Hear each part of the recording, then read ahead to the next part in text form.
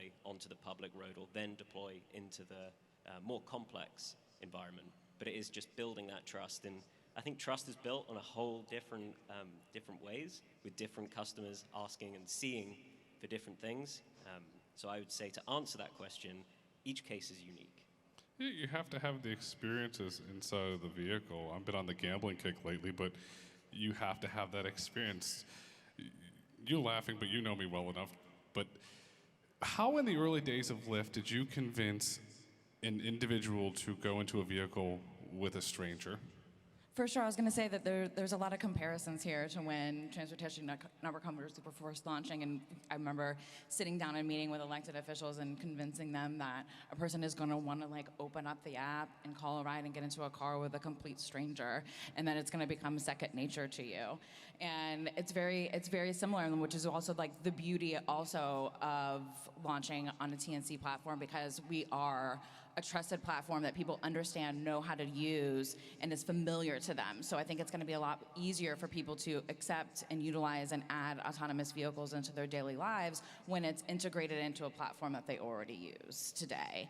And so going back to your original question there, talking about utilizing it, that is the challenge, and we faced regulatory barriers in the beginning too. We ended up having to sit down in certain states and elected officials and agree to astronomical insurance standards for us as well. We're agreeing to 1.5 million general liability, and now we're going back to these states now that it's been 6 years since we passed our statewide law to readdress that and say now that you're familiar with it and you understand the product and the service, you're realizing that the risk isn't there. We don't need this 1.5 million general liability anymore. So we're having very real, meaningful conversations about what does this regulation look like now that people are familiar with it. And I truly believe that autonomous vehicles are going to have to go through that same life cycle as well. But Lyft became a brand. Cruise is on its way to becoming a brand. Samprone, Jason, Luminar was just gone and you're on the verge of becoming a brand. LiDAR will be Luminar. Is that helping you scale the business as you're being associated with being able to move an individual safely if they have a Luminar LiDAR on their vehicle? The automotive industry is interesting. It took 9 years for 3-point harnesses, seatbelts, to get commonplace in cars, required cars. 9 years. The industry doesn't like change, which is interesting because we're on the precipice of the single largest transformation to transportation since the Model T. And we're seeing it in two directions. We're seeing it on the electrification side, and we're seeing it on the autonomy side. And the industry doesn't know what to do. In fact, if you look at the panel, we've got some cool technology companies here that are really enabling autonomy in new ways and new business models.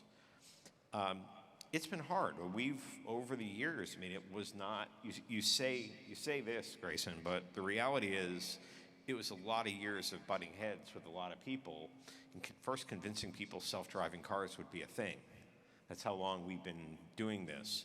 The good news is when you do that, you get out ahead of everyone else on intellectual property and things like that, but it's also been very hard and a lot of effort to get there. The good news for us is people are beginning to figure out that we are in the Gartner hype cycle trough of disillusionment. This is a lot harder problem than everybody said it was going to be. Every major auto executive that went out there and gave predictions on when technology would be deployed was wrong. And over time, customers or potential customers that are now customers are coming back saying, yeah, we know, we said we didn't need it, the reality is we do. And that's why we're working with so many automotive companies today. And there's 3 areas that are ripe for innovation. I think what's going on with the movement of people and ride sharing is absolutely critical. I think that will be the first real mass deployment and will give customers a good feel for it. I think the trucking aspects and moving freight with autonomy is great. We've got a lot of great traction there for sure.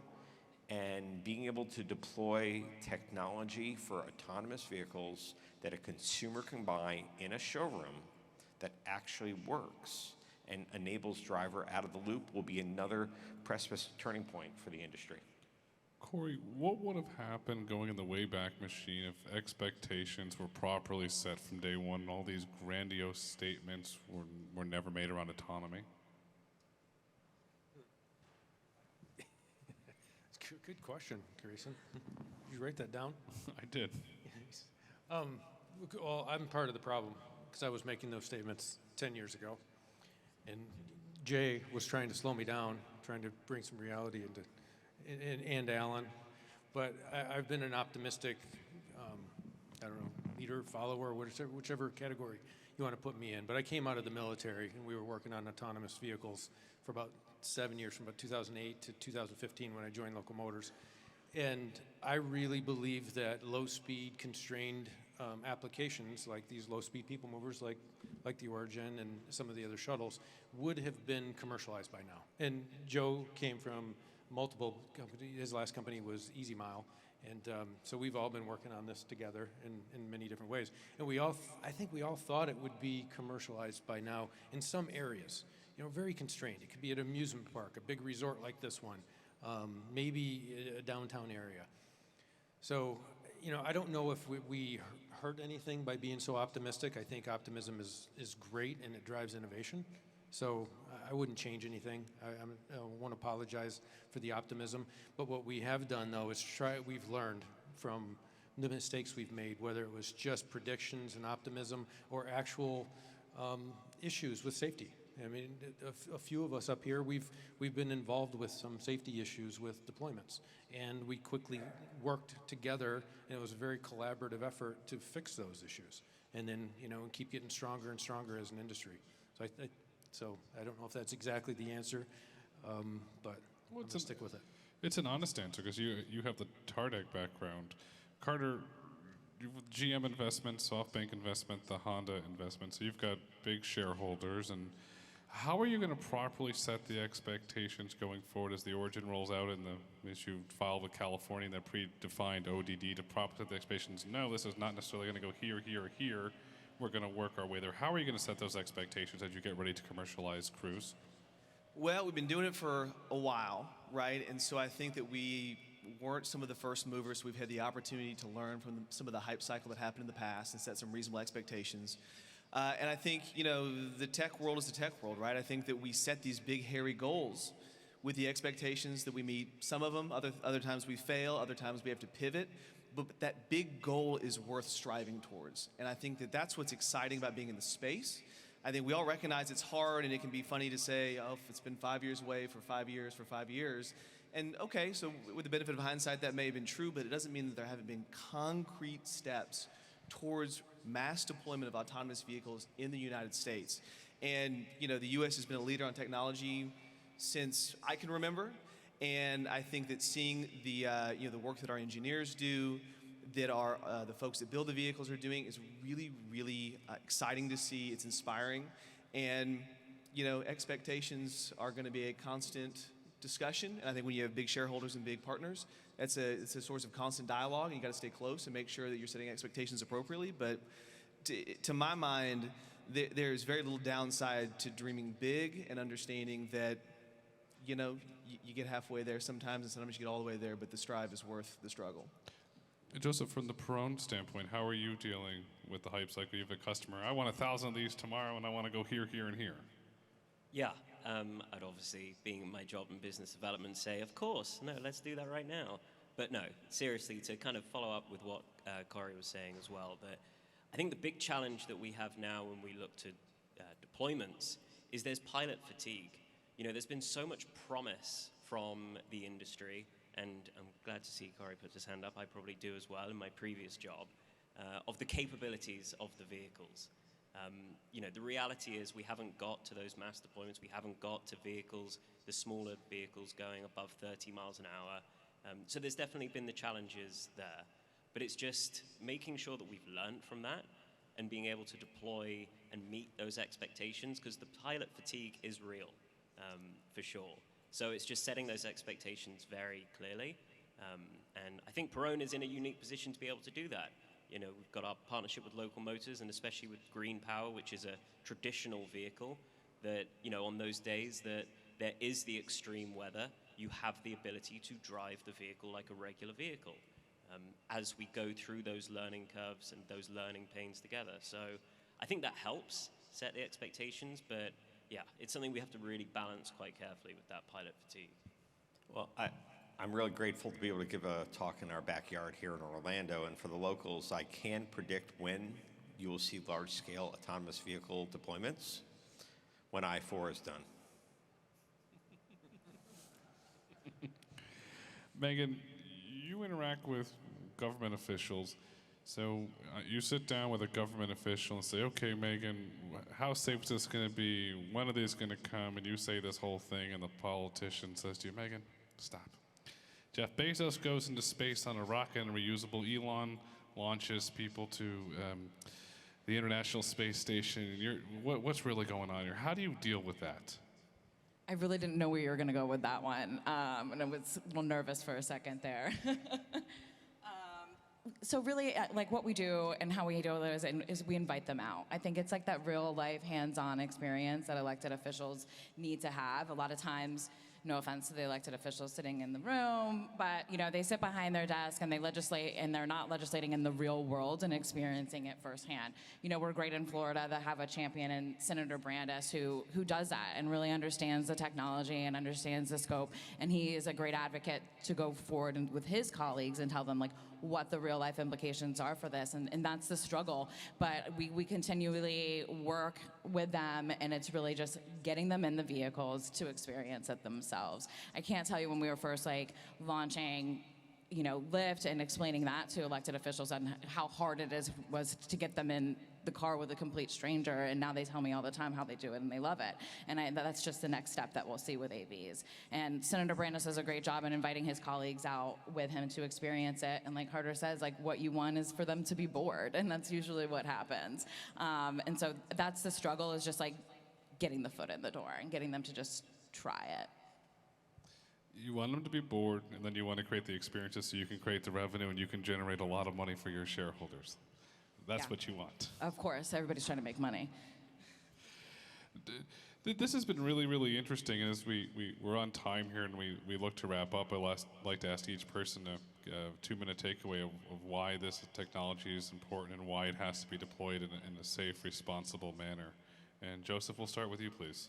Sure. I mean, my background's been mainly in transit and mass transportation. There's a 10% driver shortage on mass transportation. So the use of smaller shuttles and L4 type vehicles can help bridge that gap with that first and last mile. And I know we've all heard that expression 1,001 times. But when it really does work and really does do what we're saying it does, it can bring people from their front doors to the mass transportation options, and we can live in that utopia. And that has to be the goal that we aim towards. And I think it's definitely achievable. I think we have made huge advances, and I know I'm talking about pilot fatigue, but I think we, on the whole, have made huge advancements within the industry over just 5 years. And I think it's coming a lot sooner, and in many different environments where we've deployed, it's actually happening today. And it is beautiful when you see it all working together. So safely deploying autonomous vehicles is a huge and mammoth task, but I quite like Mary France's definition of the elephant, and eating the elephant is taking off those small bite-sized chunks, and that starts from pilots that are meaningful. I'll just quickly finish. The last thing that we ever want to do within this industry is take people from where they don't want to be to where they don't want to go. Pilots have to mean something. They have to have some meat behind it. And provided, of course, we find those and transition out into meaningful deployments, I think the future is very bright for this industry. Megan, you're up. Awesome. I think, the key takeaway here and what I really see is, and I'm going to somewhat quote Alex Roy, who spoke earlier, is what race, right? What are we actually trying to race to be? And I think I'm lucky that, I work at Lyft in a company who saw that early on, and that collaboration and having an open platform was the way to go, and to invite our partners who do things much better than we do to come to the table and work together, and in the end create a much better product more quickly and more safely, and we'll be able to deploy much quicker. And so really it's open-mindedness and the collaboration to come and work together, and like this feeling of entitlement in this race to be the best, to win. It's like, when are you actually winning? So I think that's from this whole conference and even this discussion, like that's the biggest takeaway I've gotten here. Alex won the cannonball races, but that's a different story for a different day. Carter, sir?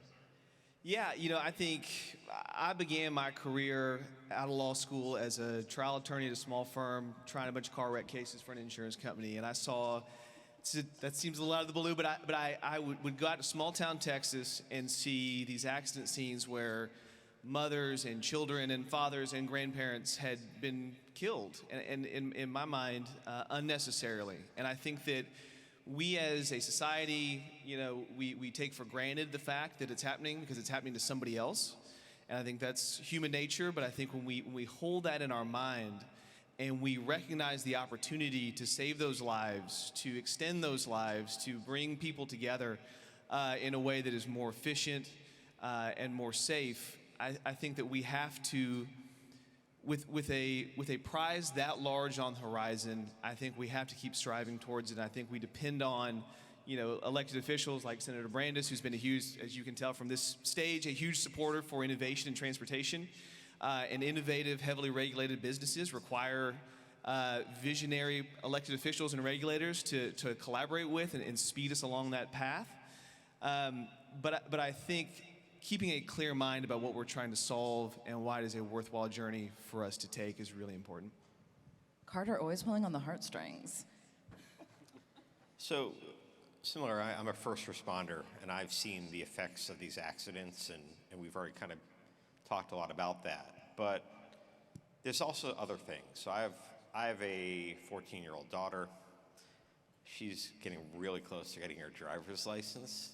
That makes me very nervous, and I want to have the safest car. But that's a want, right? That's what I want. I also have a 16-year-old son with autism. I don't think he's ever going to drive.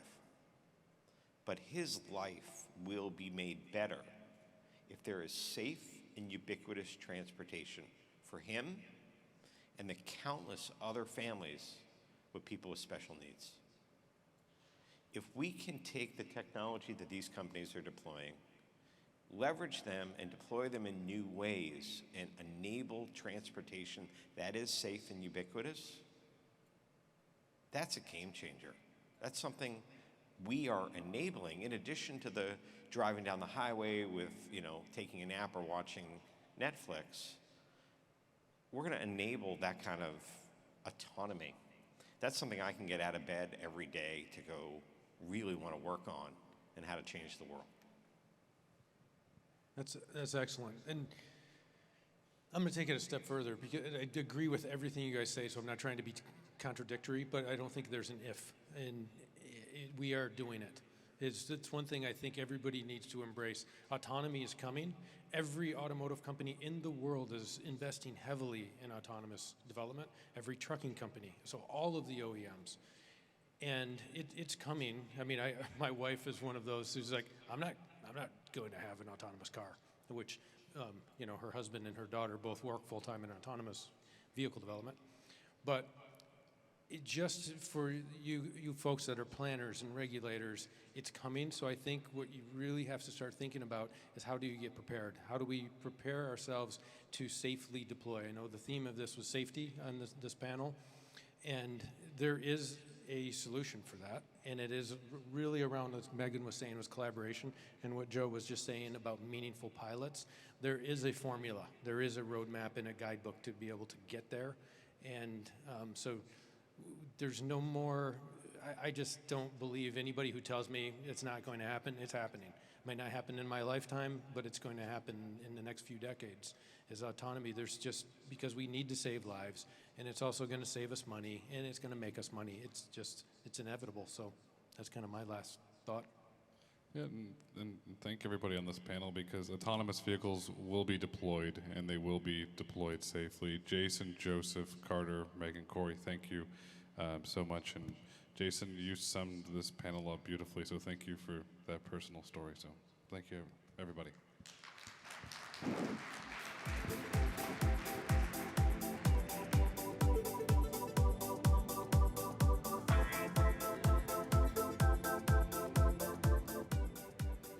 Thank you for all your attention. Please join our exhibitors in the foyer for the FAV reception sponsored by Lyft.